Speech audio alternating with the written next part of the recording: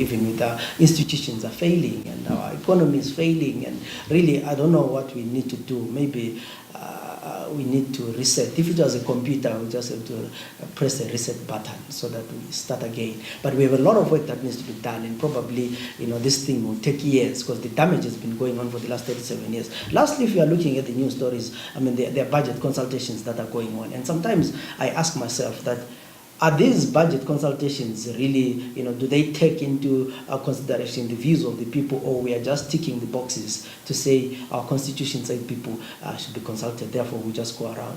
I mean, we are expecting the budget to be next month, and we are doing consultations now.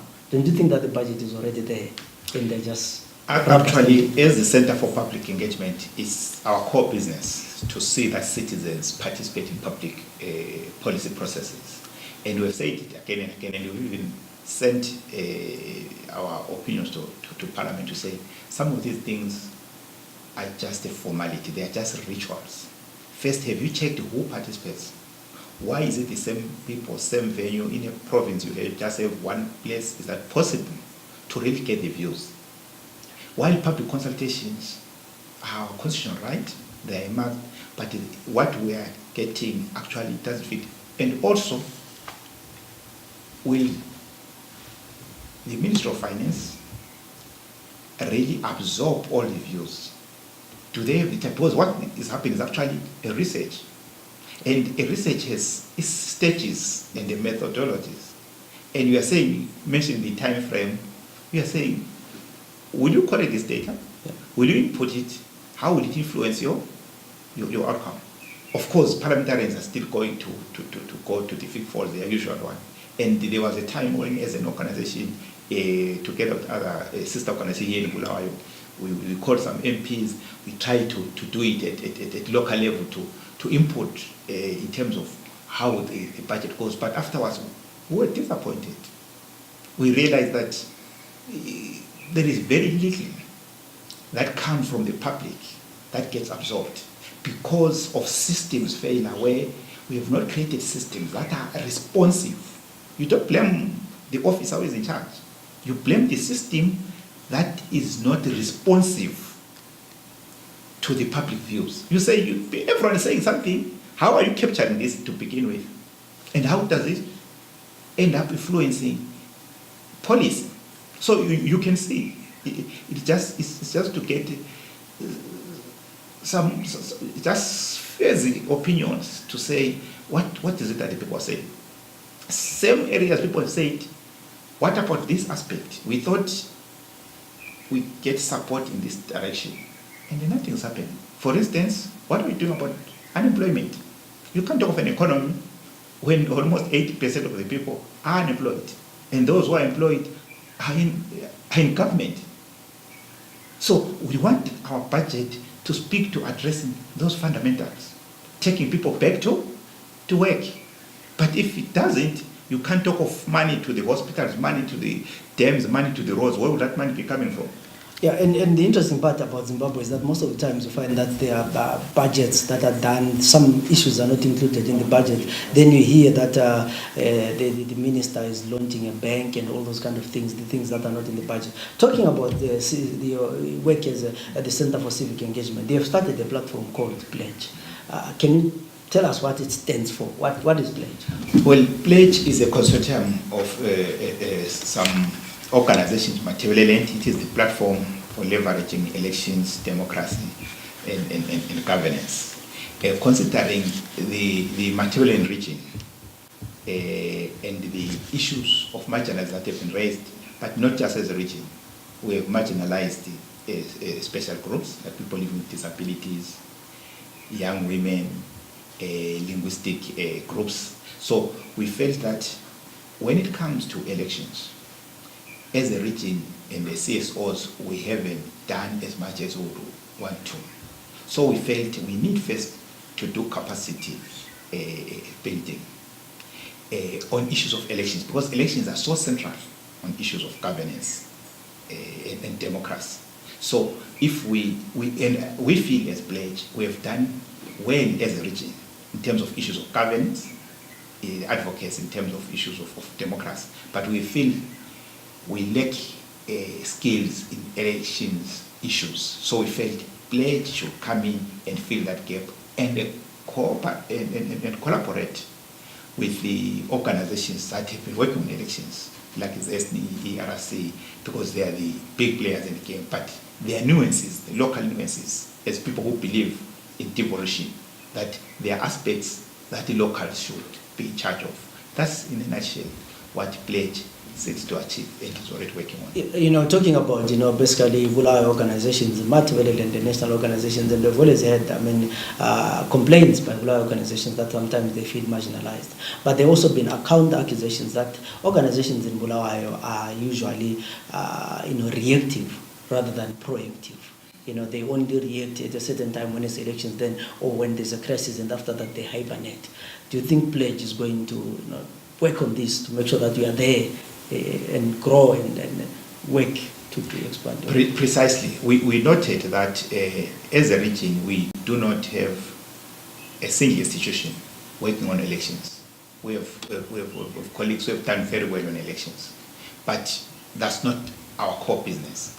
And we said we do not build a new organization on elections. We don't need another new organization that will do something 2-3 years down the line is down. So if it's a consortium, it means as the consortium, our focus is on elections.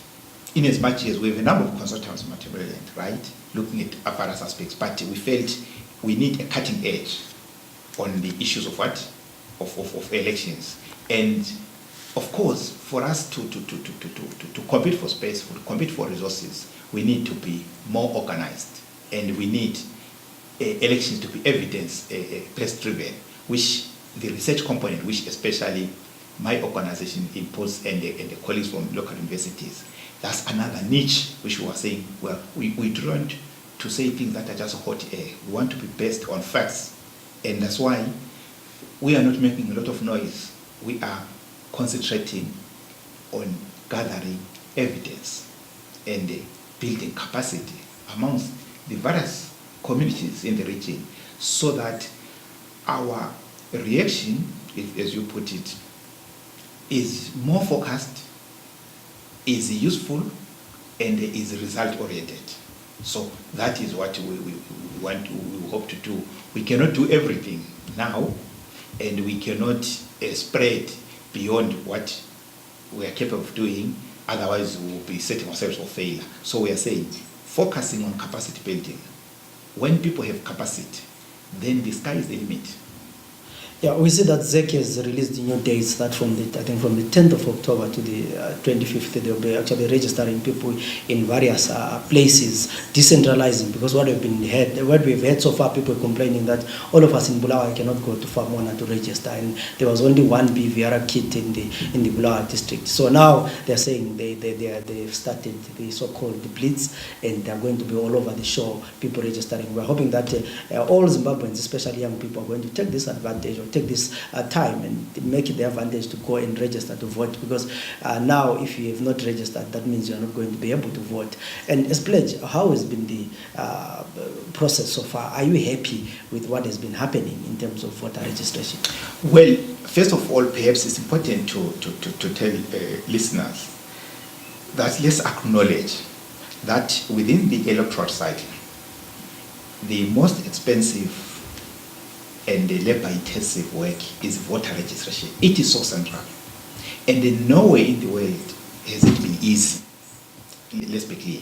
But in the Zimbabwean context, the introduction of the biometric system, which is new, which is almost a trial, but if it's properly done, I think it is in the best interest of the citizens, the voters. So far, we would say if ZEC was releasing information more often and reaching out, perhaps there will be a better appreciation of why certain things have been done in a particular way. So we think ZEC can even do better in terms of releasing what information, because what creates this misunderstanding is because people don't know what next. And we should also understand that because we are now transitioning to the BVR, it means all of us who potentially qualify to vote should register afresh. So that on its own makes it unique in terms of time that will be taken, in terms of all the people going for registration. And people still want to know, what does it mean? What are its advantages? If I voted last time and I don't register, am I not on the voters' roll? The answer is yes, you are not on the voters' roll until you register now. So the messaging component, and we feel as pledge what perhaps could be done better, not only by ZEC, but by all of us as players in civil society, is information dissemination. So, do you think ZEC is going to reach their, target of 7 million voters by the end of this process?